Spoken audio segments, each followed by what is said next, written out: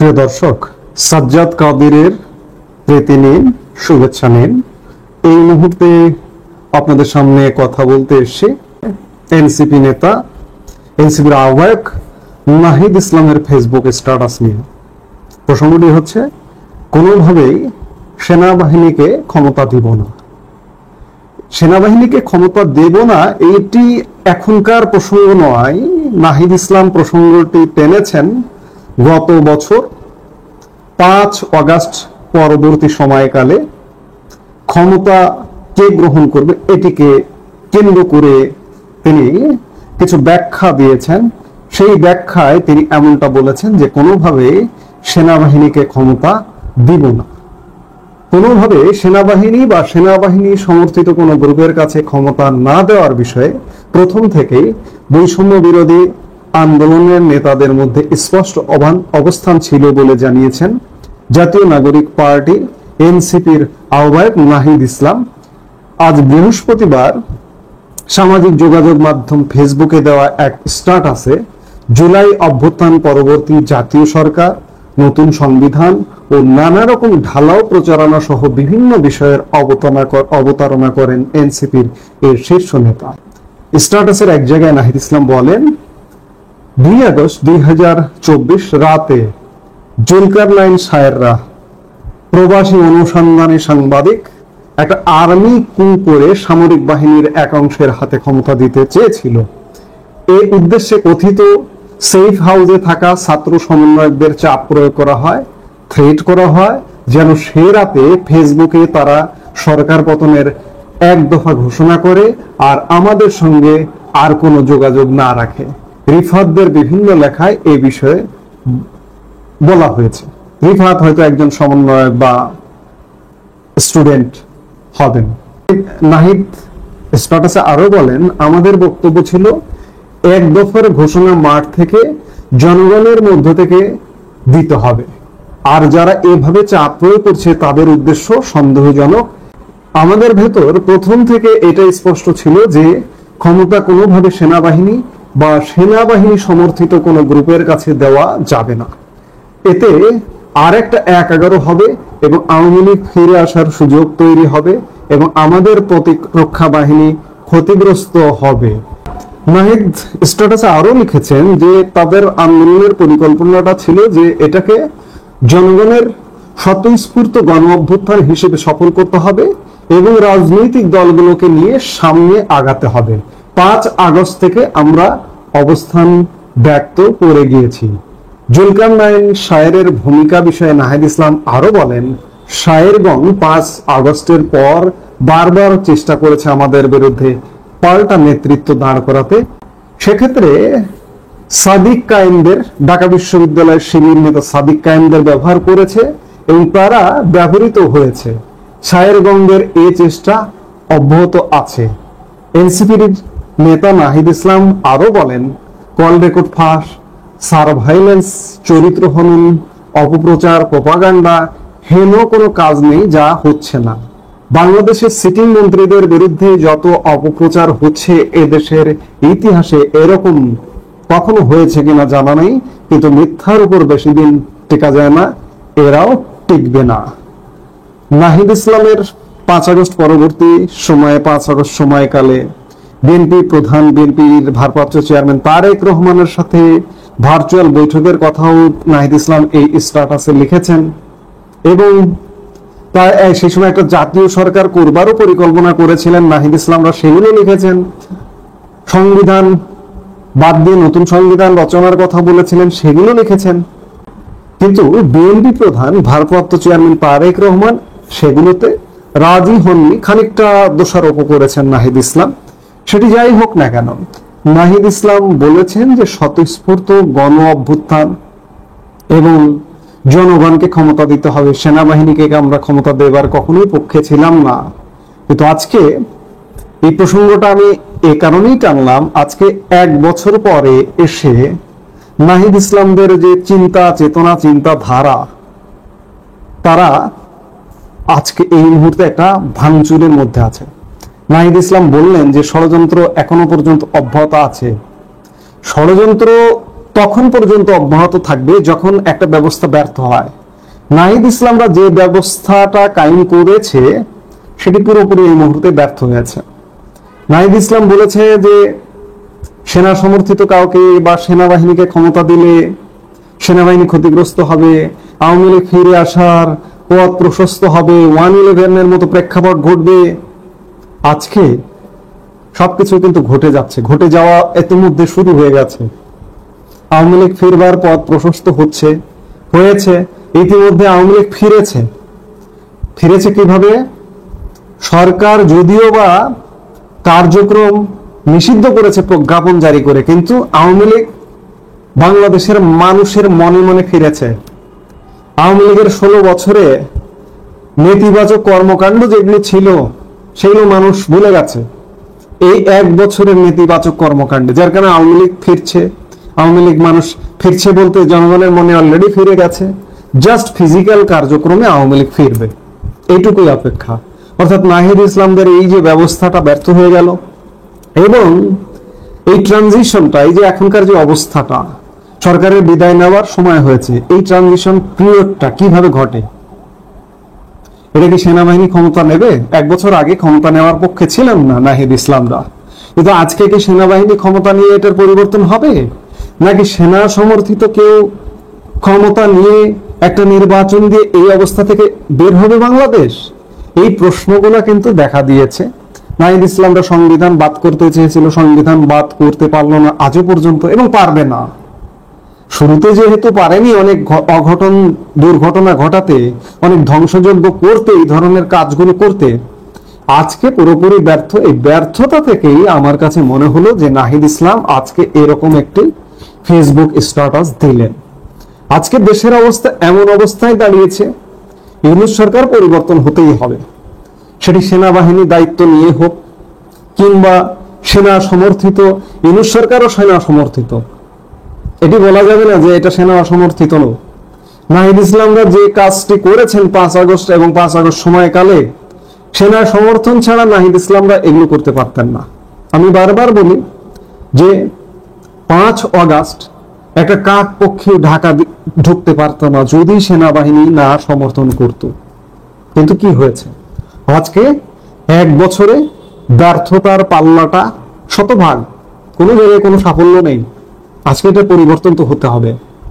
যেটি বলছিলাম, হয় সেনাবাহিনী ক্ষমতা নিতে হবে, নিয়ে সেনাবাহিনীর অধীনে একটা নির্বাচন হতে হবে, আর না হয়তো এই এখনকার সেনা সমর্থিত সরকার পাল্টে আর একটা সেনা সমর্থিত সরকার আসতে হবে।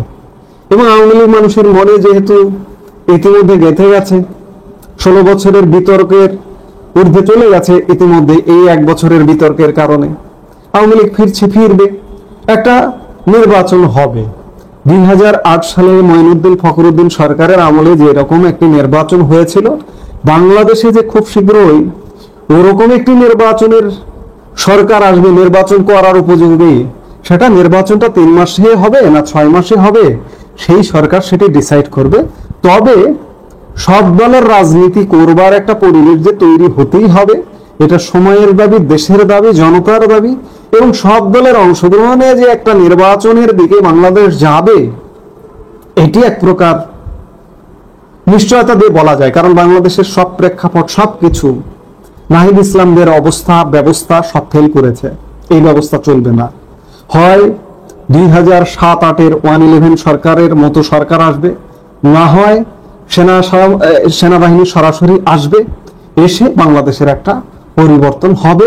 আওয়ামী লীগ ফিরবে, আওয়ামী লীগ রাজনীতি করবে, কিন্তু নির্বাচন করে নির্বাচিত হয়ে আবার ক্ষমতার মসনদে কে যাবে এটি বলবো না, এটি সময়ে বলে দেবে। আসসালামু আলাইকুম রহমতুল্লাহি ওয়া বারাকাতুহু। সম্মানিত দর্শক, আজকের যে বিষয়বস্তু নির্ধারণ করেছি আলোচনার জন্য, এটি আমার অন্যান্য ভিডিও থেকে একেবারে 180 ডিগ্রি অ্যাঙ্গেলে ভিন্নতর। এর কারণ হলো যে আমি প্রথম থেকে যে সন্দেহটা করছিলাম, সেই সন্দেহটা হলো যে ডক্টর মোহাম্মদ ইউনূস এবং তার যারা সঙ্গী সাথী রয়েছেন, সাহায্যকারী রয়েছেন, বন্ধু এবং যারা শুভানুধ্যায়ী রয়েছেন, তারা ক্ষমতার মসনদে বসে এই মসনদটিকে বড় বেশি ভালোবেসে ফেলেছেন। দ্বিতীয়ত, এই মসনদটিকে দীর্ঘস্থায়ী করার জন্য, এই আরামকে দ্বারায় আরো দীর্ঘদিন বসে থাকার জন্য যে সলা পরামর্শ দরকার, বুদ্ধি দরকার, কৌশল দরকার, সবকিছু তারা অবলম্বন করছেন। এবং এই ক্ষমতাকে দীর্ঘায়িত করার জন্য দেশি বিদেশি যে সকল বুদ্ধি দরকার, পরামর্শ দরকার, সাহায্য দরকার, সহযোগিতা দরকার, নানা রকম ফন্দি দরকার, ফিকির দরকার, সবকিছু সরকারের পক্ষ থেকে করা হচ্ছে। এইভাবে সেই গত 11 মাস ধরে আমরা অনেকেই যে সন্দেহ প্রকাশ করেছিলাম, সেই সন্দেহটি এখন কোন অবস্থাতে আছে এটা আপনারা যারা দর্শক তারা ভালো জানেন। এখন বোঝার চেষ্টা করুন, আমরা বলেছিলাম যে তারা তাদের শক্তি সামর্থ্য সর্বোচ্চ ব্যবহার করে চেষ্টা করবেন যেন এখানে ক্ষমতায় থাকা যায়, এবং কোনো অবস্থাতে একটা নির্বাচন খুব তড়িঘড়ি করে ডিসেম্বরে হোক, জানুয়ারি মাসে হোক, ফেব্রুয়ারি কিংবা 2026 সনের এপ্রিলে হোক অথবা জুনে হোক, এরকম যে কথাবার্তা তারা বলছেন প্রায় সব কথার সঙ্গে শর্ত রয়েছে। এটা হলে তো ওটা হবে, ওটা হলে তো ওটা হবে না। তারপরে তারা যে কথাগুলো বলছেন সে কথা আবার তাদের যারা কর্মী সমর্থক রয়েছেন, সাহায্যকারী রয়েছেন, তারা একই ভাষায় কথা বলছেন। আবার তাদের কর্মী সমর্থকরা রাজনীতির ময়দানে যে সকল কথাবার্তা বলছেন সেগুলো আবার এসে রাজপ্রাসাদ থেকে তারা সেগুলো সিল সাপোর্ট দিয়ে দিচ্ছেন, এবং এভাবেই 2025 সনের জুলাই মাস শেষ হতে চলল। এখন জুলাই মাসের যে দিনটিতে, অর্থাৎ শেষ দিনটিতে আমি ভিডিওটি করছি, এখন পর্যন্ত সেই যে জুলাই চার্টার, সেই জুলাই চার্টার নিয়ে নানা রকম মিশ্র প্রতিক্রিয়া দেখা দিয়েছে। এটার একটা খসড়া তৈরি করা হয়েছে। কিছু কিছু রাজনৈতিক দল বলছে যে এই খসড়ায় তারা স্বাক্ষর করবে না, বা এটার মধ্যে আসলে জুলাইয়ের যে স্পিরিট সেটা ফুটে ওঠেনি। এটা একটা গতানুগতিক, যেটা 1990 সনের এরশাদ পতনের পরে যে একটা 3 জোটের রূপরেখা হয়েছিল, ওইরকম একটা ভাষা চুক্তি, যে চুক্তির কোনো আইনগত ভিত্তি নেই এবং যে চুক্তির কোনো ইনডেমিনিটি নেই। জুলাই আগস্টের যে বিপ্লবী যারা আছেন তারা আগামীতে যে সকল বিচারের মুখোমুখি হওয়ার আশঙ্কা করছেন, রাষ্ট্রীয় সন্ত্রাসের আশঙ্কা করছেন, কিংবা আগামীতে যারা ক্ষমতায় আসবে তারা ইচ্ছে করলে এই জুলাই বিপ্লবীদেরকে যদি ফাঁসাতে চান, তো সেক্ষেত্রে যে সকল আইনি ফাঁকফোকর রয়েছে সেই ফাঁকফোকর বন্ধ করার জন্য তারা প্রথম থেকে জুলাই চার্টারের কথা বলছিল, এবং সেই জুলাই চার্টার হবে এরকম একটা চার্টার যা কিনা পুরো সরকার ব্যবস্থাকে পরিবর্তন করে ফেলবে। তারপরে এর মাধ্যমে ডক্টর মোহাম্মদ ইউনূসের কর্তৃত্ব এবং ক্ষমতা এককভাবে প্রতিষ্ঠিত হবে, সরকারের যে ধরন এবং প্রকৃতি এটা পাল্টে যাবে।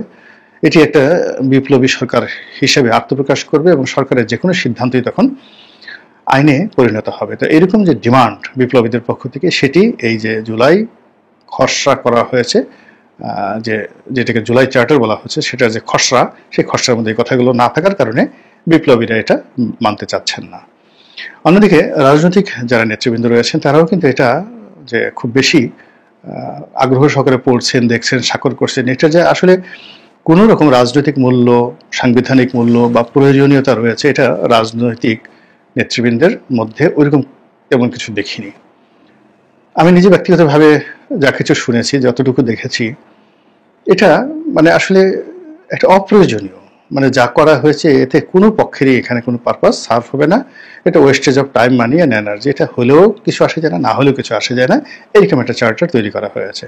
বাই দ্য ওয়ে, এখানে যে কথাটা বলতে চাচ্ছি সেটা হলো যে একটি ধাপ, গত 11 মাস ধরে আমরা বলে আসছি যে ডক্টর মোহাম্মদ ইউনূস এবং তার যারা সহকর্মী রয়েছেন তারা নির্বাচনকে বিলম্বিত করার জন্য, প্রলম্বিত করার জন্য, কিংবা পুরো ক্ষমতাটা তাদের কুক্ষিগত করে রাখার জন্য, অ্যাটলিস্ট 5 বছর ক্ষমতায় থাকার জন্য তারা নানা রকম ছলচাতুরি কলাকৌশল করে যাচ্ছেন।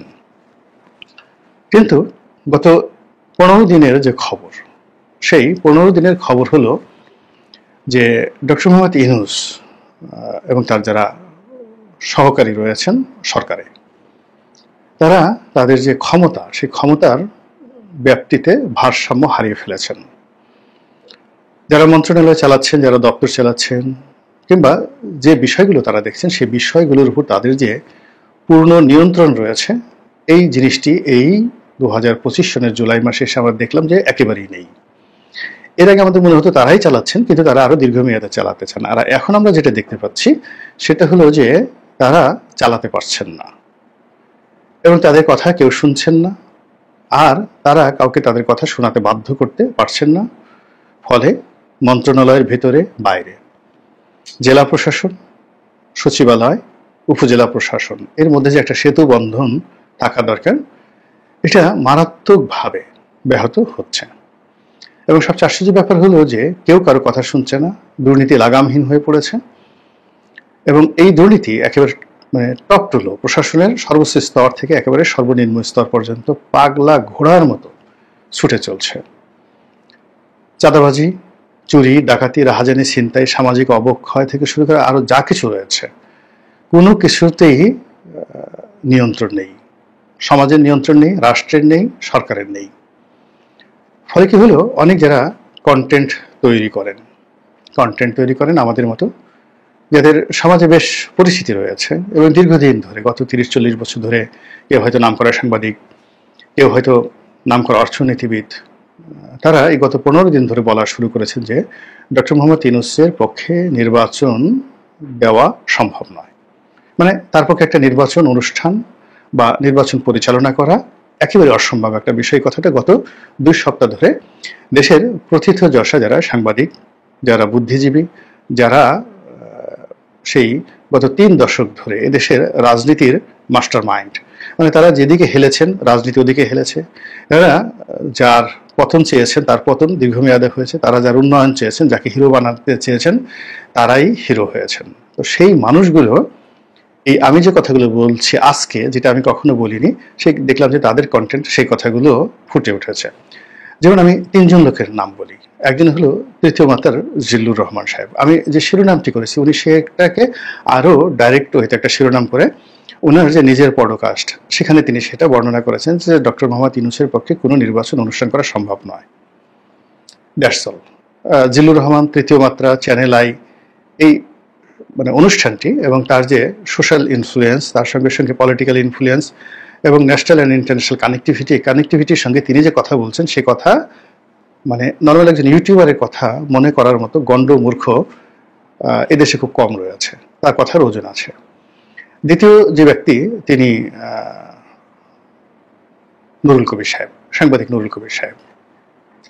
এখন সাংবাদিক নুরুল কবির সাহেবের কতগুলো কথাবার্তা, উনি সবসময় ন্যায়ের পক্ষে কথা বলেন, তারপর যেটা সত্য সত্য বলেন, সাদাকে সাদা বলেন, কালোকে কালো বলেন, এবং এই ভদ্রলোককে আমরা একজন সাহসী, একজন পয়েন্টিভ, টু দ্য পয়েন্টে কথা বলা এবং নিরপেক্ষতা বজায় রাখার সর্বোচ্চ চেষ্টা, যেটা তিনি করে আসছেন বিগত 1/11 থেকে, মানে 2006-07 সন থেকে, এবং এটি এখন পর্যন্ত অব্যাহত রয়েছে। কেবলই মাত্র ওনাকে একবার একটু বিব্রত হতে দেখেছিলাম, সেটা হলো উনি RTV-র একটি অনুষ্ঠান, সেই অনুষ্ঠানে সত্য কথা বলা শুরু করছিলেন, আর ঠিক সেই সময়টিতে বেনজির ছিলেন সেখানে আইজিপি।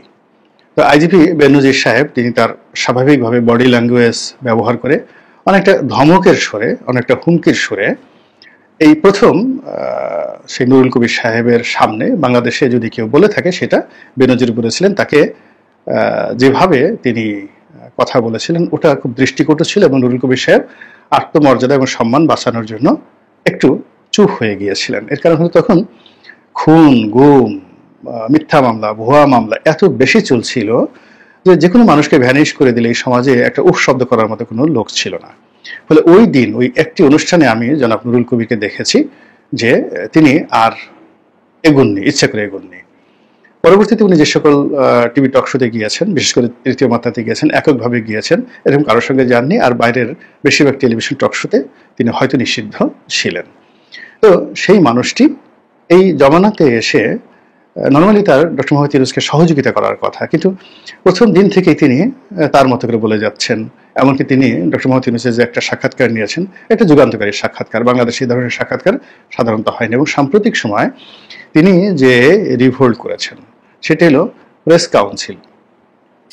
বাংলাদেশ প্রেস কাউন্সিল সংবাদপত্র নিয়ন্ত্রণ, সংবাদপত্রের যে মধ্যে বিরোধ নিষ্পত্তি করা, জনগণ এবং সংবাদপত্র মালিক এবং সাংবাদিকদের মধ্যে বিরোধ নিষ্পত্তির ক্ষেত্রে কোয়াসি জুডিশিয়াল বডি হিসেবে সর্বোচ্চ প্রতিষ্ঠান। এখানে একজন অ্যাপিলেট ডিভিশনের বিচারপতি থাকেন চেয়ারম্যান, আর অন্যান্য যারা থাকেন তাদেরকে মর্যাদা দেওয়া হয় বিচারপতি, মানে হাইকোর্টের বিচারপতির পদমর্যাদা সম্পন্ন, মানে যারা মেম্বার থাকেন। তো এটা অর্থনৈতিকভাবে লোভনীয় পদ নয়, কিন্তু সম্মান এবং মর্যাদার জন্য এটা লোভনীয় পদ। সংসদ সদস্য হিসেবে আমি ওখানে 3 বছর দায়িত্ব পালন করেছি, প্রেস কাউন্সিলের সদস্য হিসেবে। তো কাজে অনেকে এটা হওয়ার জন্য সাংবাদিকদের মধ্যে, ওখানে সাংবাদিকদের প্রতিনিধি থাকে, পার্লামেন্টের প্রতিনিধি থাকে। তো it's a very powerful body. এটা ফাংশন নেই, অত কাজকর্ম করে না, কিন্তু এটা একটা পাওয়ারফুল বডি এবং এখানে সবাই যেতে চায়। তো ওই জায়গাতে সদস্য হিসেবে তার নাম অন্তর্ভুক্ত করে সরকার একটা গেজেট প্রকাশ করেছে, সেইটা নিয়ে তিনি রিভোল্ট করেছেন এবং তিনি বলেছেন যে তার নামটি বাদ দেওয়া হোক। আর দ্বিতীয়ত হলো যে তার নামটি নির্ভুলভাবে এই যে সরকার লিখতে পারেনি, তো সেই সরকারের একটা মন্ত্রণালয়ের অধীন একটা বডিতে তিনি কাজ করবেন, মানে এটা তার কাছে খুব অবমাননাকর মনে হয়েছে। It means the government is not functioning as well. তো এই বিষয়টি বুঝতে হবে যে একটি সরকার সে যেভাবে পদে পদে অপমানিত হচ্ছে, অর্থাৎ তিনি যেটা বলছেন, উল কবির সাহেব যেটা বলছেন যে তাকে এই কমিটিতে অন্তর্ভুক্ত করা হবে, তার অনুমতি নেওয়া হয়নি, তার সঙ্গে আলোচনা করা হয়নি এবং তার সম্মতি নেওয়া হয়নি। এটা খুবই আপত্তিকর। এখান থেকে বোঝা যায় যে সরকার কতটা দেউলিয়া হয়ে পড়েছে, অথবা কতটা মানে অহমিকা বোধে তাদেরকে পেয়ে বসেছে যে তারা রুটি ছেড়ে দিলে, ছুঁড়ে দিলে মানে যে কোনো মানুষ সেটা রুটি গ্রহণ করবে। মানে একটা জিনিস আছে না, আমরা যেভাবে বিভিন্ন নিকৃষ্ট প্রাণীকে বসে রাখার চেষ্টা করি মাংস টুকরো ফেলে দিয়ে, খাবার দিয়ে, ঠিক এইভাবে পদ পদবি দিলেই যে কোনো মানুষ দৌড়ে আসবে। তো এই সমাজে যে এখন নুরুল কবিরদের মতো মানুষ আছে, এটা সরকারি ডিকশনারিতে যে নেই, এটা সরকারের একটা বড় ব্যর্থতা। থার্ডলি হলো দেবপ্রিয় ভট্টাচার্য, যার সঙ্গে ডক্টর মোহাম্মদ ইউনূসের ব্যক্তিগত সম্পর্ক একেবারে চরমে ছিল, কিন্তু সেই ভদ্রলোক ইদানিং যে ভাষায় কথাবার্তা বলছেন তাতে সরাসরি ডক্টর মোহাম্মদ ইউনূসের যে রেজিম, সেই রেজিমের যে সততা, ন্যায়পরায়ণতা, সক্ষমতা ইত্যাদিকে চ্যালেঞ্জ করেছে। ফলে কি হচ্ছে যে আজকের আমার এই ভিডিওটাতে আমার কাছে মনে হচ্ছে যে এই যে এত বড় বড় জ্ঞানী মানুষ, আমি 3 জনের নাম বললাম, আরো অনেকে সেই সিরাজ ইসলাম চৌধুরী উনি বের হয়ে এসেছেন, আনু মোহাম্মদ বের হয়ে এসেছেন। তো ওনারা কিন্তু গত 11 মাস 12 মাস কথা বলে তারা চোখ বুঝে তারা ডক্টর মোহাম্মদ ইউনূসকে সমর্থন জানিয়েছেন। তো এভাবে যখন অনেক লোক বের হয়ে এসেছেন, তখন আমরা একটা স্থির সিদ্ধান্তে ইজিলি পৌঁছতে পারি যে এখন সরকার বা ডক্টর মোহাম্মদ ইউনূস যদি চানও, তিনি আসলে একটা সুন্দর নির্বাচন করতে পারবেন না। তার হাত পা অবশ হয়ে গিয়েছে, তার কণ্ঠে জড়তা এসেছে, যেটা খুব সুন্দরভাবে দেবপ্রিয় ভট্টাচার্য বলেছেন যে এরকম অবোধ সরকার, এরকম নিরীহ সরকার আর আমরা কখনো দেখিনি। মানে তার সারা শরীরে এমন শিশুসুলভ একটা যাকে বলে ভাবসাব চলে আসছে, যেটাকে আপনি বলতে পারেন অবোধ, মানে যার বোধ শক্তি নেই। শিশুদের যেভাবে বোধ শক্তি থাকে না, ওইরকম বোধ শক্তি নেই। অথবা ধরুন প্যারালাইজড, আপনি টুক্কা দিচ্ছেন শরীরে, চিমটি দিচ্ছেন, খামচি দিচ্ছেন, কিংবা সরকারকে আপনি ভেংসি কাটছেন, আপনার সারা শরীর যদি প্যারালাইজ থাকে আপনি তো রেসপন্ড করতে পারবেন, অবোধ হয়ে যাবেন, অবশ শিশুর মতো আপনি হাসতে থাকবেন বা মুখ নাড়াতে থাকবেন, এই জোর। এটা হলো অবোধ সরকার। এইরকম একটা নিরপরাধ সরকার, মানে যে সরকারের মধ্যে কোনো অপরাধ বোধ নেই, সে সবসময় মনে করে আমার ভিতরে আমি একটা জান্নাতি, আমি সমস্ত বিচারের ঊর্ধ্বে, আমি সবকিছুর ঊর্ধ্বে, আমি যা বলবো তাই হবে। তো এই যে এটাকে বলা হয় যে একটা মানুষ যখন নিজেকে খুব নিরপরাধ ভাবে, সুপ্রিম কমান্ডার ভাবে, নিজেকে সেই দেবতা মানে দেবতার মতো ভাবে, নিজেকে বিধাতা ভাবে, এরকম যখন সে ভাবতে থাকে, তখন তার মধ্যে এক ধরনের নিরপরাধ মনোভাব চলে আসে যে আমার কোনো অপরাধ নাই, সব দোষ কেষ্ট বেটার, সব দোষ কেষ্ট বেটার। অর্থাৎ আগে ফ্যাসিবাদ সরকার যেটা করেছে সেটাই করেছে, যেটা দেবপ্রিয় ভট্টাচার্য বলেছেন। এরকম যে ন্যারেটিভগুলো চলে আসছে ডক্টর মোহাম্মদ ইউনূসের বিরুদ্ধে, সেই ন্যারেটিভ দিয়ে আর যাই হোক না কেন, নির্বাচনের মতো একটা জটিল, কুটিল, একটা চ্যালেঞ্জিং বিষয় করা বা হাত দেওয়া বা এটি পরিচালনা করা বলতে গেলে অসম্ভব। মহান আল্লাহ আমাদের সবাইকে হেদায়েত দান করুন এবং হেফাজত করুন। আসসালামু আলাইকুম ওয়া রাহমাতুল্লাহি ওয়া বারাকাতুহু।